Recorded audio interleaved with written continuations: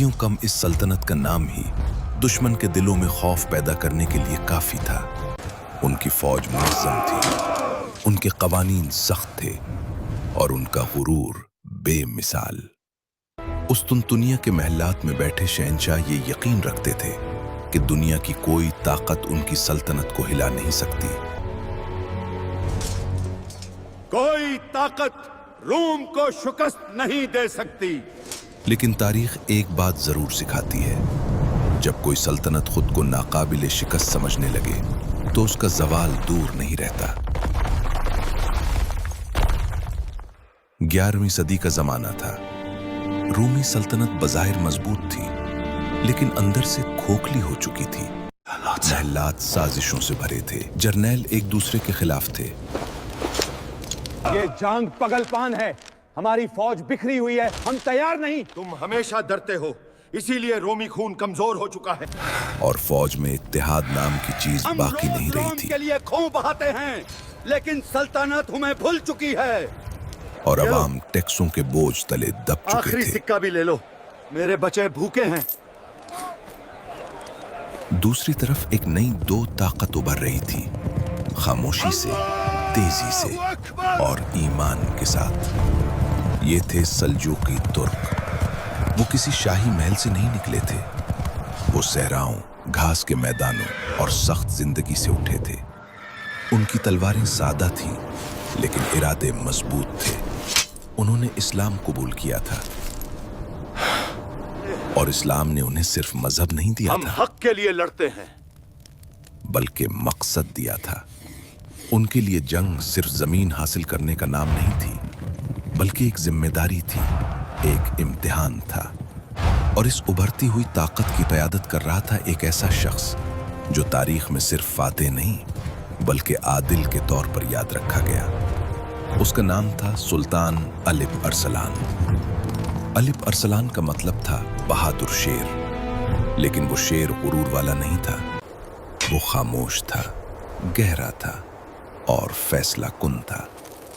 वो जानता था कि ताकत अगर अल्लाह की रजा के बगैर या हो अल्लाह, तो वबाल बन हम जाती तेरे है। बंदे हैं और तेरी ही तरफ लौटने वाले हैं। सुल्तान अलिप अरसलान ने सल्जूकी सल्तनत को सिर्फ तलवार से नहीं, बल्कि नज्म, इंसाफ और ईमान से मजबूत किया। जिहाद हमरा फर्ज है और फतह सिर्फ अल्लाह की है।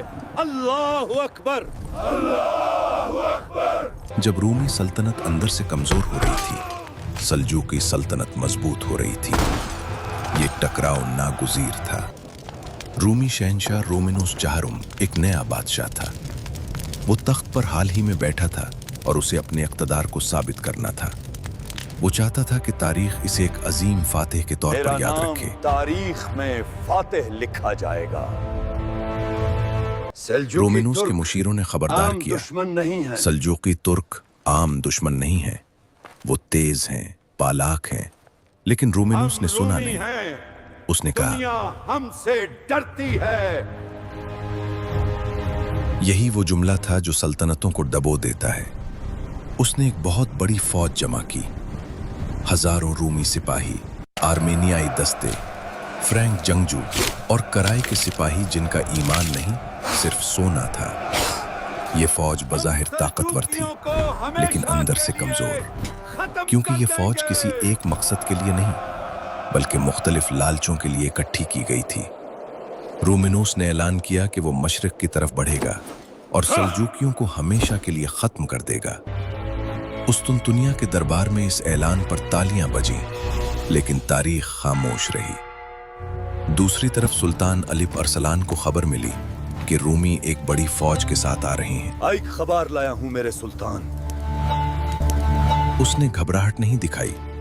उसने दरबार बुलाया, उलमा को मशवरे के लिए बुलाया और सबसे पहले अल्लाह के सामने सर झुकाया। फतह अल्लाह के हाथ में है। अलिप अरसलान जानता था कि उसकी फौज तादाद में कम है, लेकिन वो ये भी जानता था कि ईमान तादाद की कमी को ताकत में बदल देता है। मिन्जीकर्ट के मैदान पर रात उतर चुकी थी। हवा में अजीब सी खामोशी थी, जैसे जमीन खुद आने वाले तूफान को महसूस कर रही हो।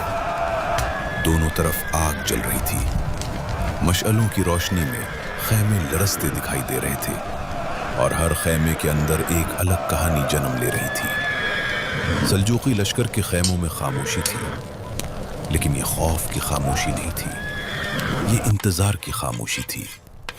سپاہی اپنے ہتھیار صاف کر رہے تھے، کچھ قرآن کی آیات آہستہ آواز میں دہرا رہے تھے، کچھ سجدے میں تھے اور کچھ اپنے گھوڑوں کے سروں پر ہاتھ پھیر رہے تھے۔